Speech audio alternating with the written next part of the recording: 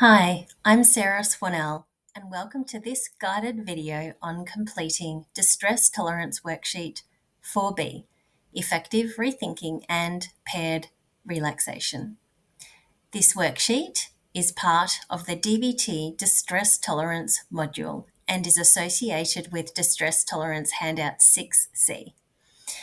This worksheet will help you identify distressing thoughts, replace them with effective ones, and then pair them with relaxation techniques to regulate your emotions. When we experience distress, our thoughts and our physical reactions interact to create overwhelming emotions. By rethinking distressing situations and practicing paired relaxation, you can train your body and your mind to respond differently to stress. Effective thinking and paired relaxation is a crisis survival skill. We use crisis survival skills when we can't solve the problem immediately, whether it's because it's not the right time or because we're too emotionally overwhelmed to think clearly. Remember, a crisis does not have to be a disaster. A situation is a crisis when you feel intense pressure to solve a problem right away, but know that acting impulsively could make things worse.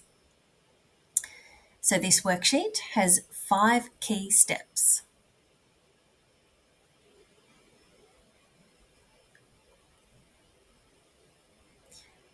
Firstly, we identify a prompting event for the distress. Secondly, we work out what are our distressing thoughts. Third, we replace distressing thoughts with effective thoughts. Fourth, we practice effective rethinking. And fifth, we combine rethinking with paired relaxation. So let's complete the worksheet step by step. Let's start by identifying a typical situation that often causes distress. We want to describe what happened, what led up to it, and why the event is distressing. Remember to use your describe skills. No judgmental statements, just the facts. So an example might be, after I completed the monthly financial report, my work supervisor told me I needed to pay more attention to detail when writing reports. This is problematic for me because I really thought that attention to detail was one of my strengths.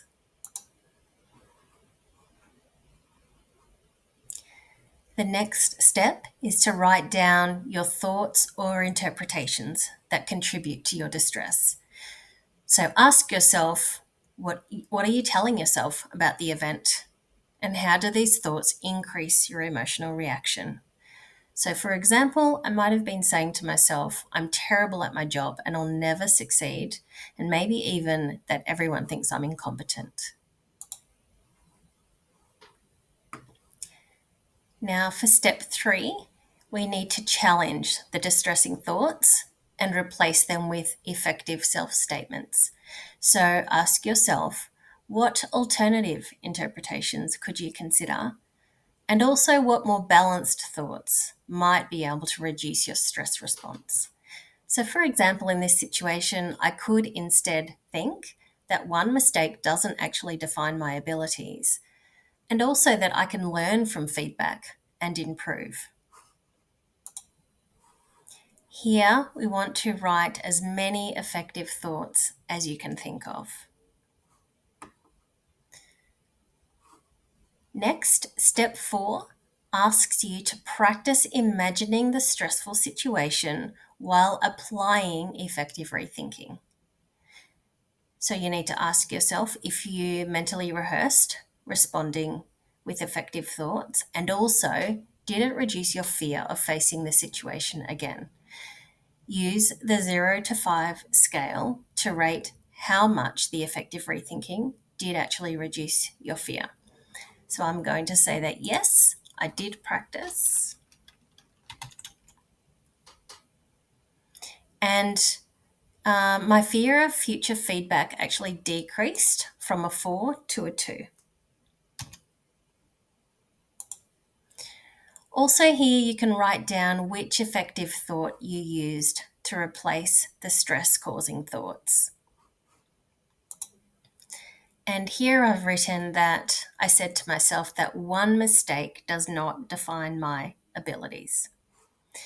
And then afterwards, you are asked to rate your average level of relaxation before and after practicing the effective rethinking in your imagination. So level of relaxation before, I'm going to say, was a 30, and then afterwards went up to a 70. The last step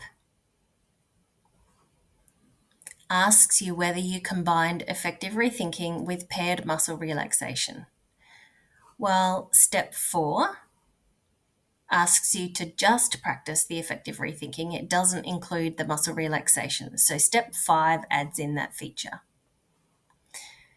I'm going to say that yes, I practiced rethinking plus paired relaxation.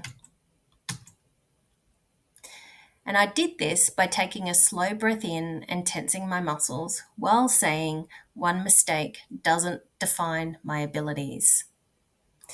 And then slowly exhaling while releasing muscle tension and saying, so relax.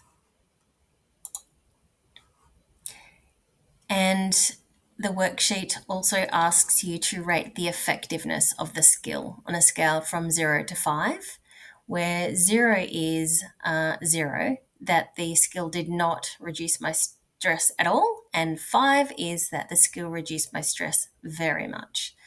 And I'm going to say that my stress level reduced very much, so it's going to be a 4. And lastly, there's a space to jot down any comments that you may have about the practice.